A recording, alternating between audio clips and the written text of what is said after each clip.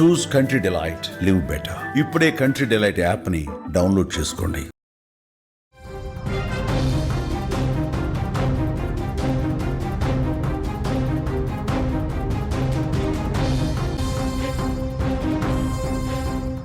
తెలుగు రాష్ట్రాల్లో సంచలనం సృష్టించిన ఐబొమ్మ రవి కేసులో రోజుకో ట్విస్ట్ వెలుగులోకి వస్తూ ఉంది.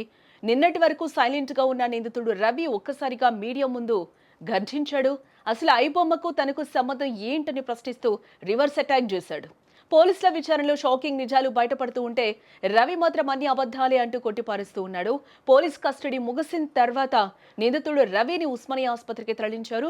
అక్కడ మెడికల్ టెస్టులు పూర్తి చేసి మెజిస్ట్రేట్ ముందు హాజరుపరిచారు. కోర్టు అతడికి రిమాండ్ విధించడంతో చెంచల్గూడ జైలుకు తరలించడం జరిగింది. అయితే కోర్టు నుంచి బయటకు వచ్చే సమయంలో రవి ప్రవర్తన అందరినీ కూడా ఒకంత ఆశ్చర్యానికి గురి చేసిందని కూడా చెప్తూ ఉన్నారు.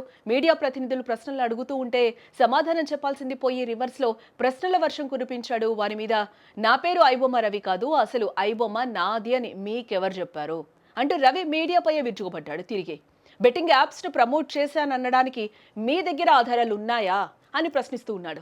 పోలీసులు చెప్తే అది నిజమైపోతుందా అంటూ ఘాటుగానే మాట్లాడాడు. తాను ఎక్కడికి పారిపోలేదని, కూకట్పల్లిలోనే ఉన్నానని కూడా ఈ సందర్భంగా ఆయన స్పష్టం చేశాడు. మీడియా ముఖంగా తాను ఏ తప్పు చేయలేదని, ఏదున్నా కోర్టులోనే తేల్చుకుంటానని కూడా సవాల్ విసురుతూ ఉన్నాడు ఐబొమ్మ రవి.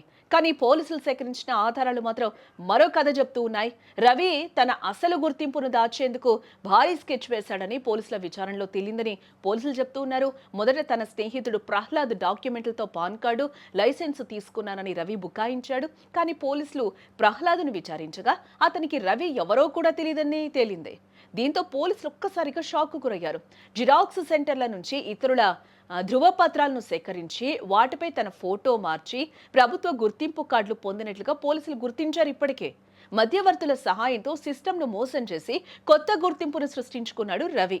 కేవలం ఐడి కార్డులే కాదు, బ్యాంకు ఖాతాల విషయంలోనూ కూడా ఇదే తరహా మోసం జరిగింది. రవి వాడుతున్న బ్యాంక్ అకౌంట్స్ అంజయ్య అనే వ్యక్తి పేరుతో ఉన్నట్లు పోలీసులు గుర్తించారు.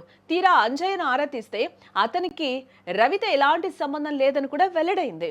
అంజయ్య డాక్యుమెంట్లను దొంగలించి బ్యాంక్ అధికారులను తప్పుదోవ పట్టించి అకౌంట్లు ఓపెన్ చేసినట్లు నిర్ధారణ అయ్యింది. పక్కా ప్లాన్ ప్రకారం ఇతరుల జీవితాలతో ఆడుకుంటూ వెనక ఉండి కథ నడిపించిన ఈ ఐబొమ్మ రవి వ్యవహారం ఇప్పుడు పోలీస్ వర్గాల్లోనూ కూడా ఒక చర్చనీయాంశంగా మారిందని చెప్పుకోవచ్చు.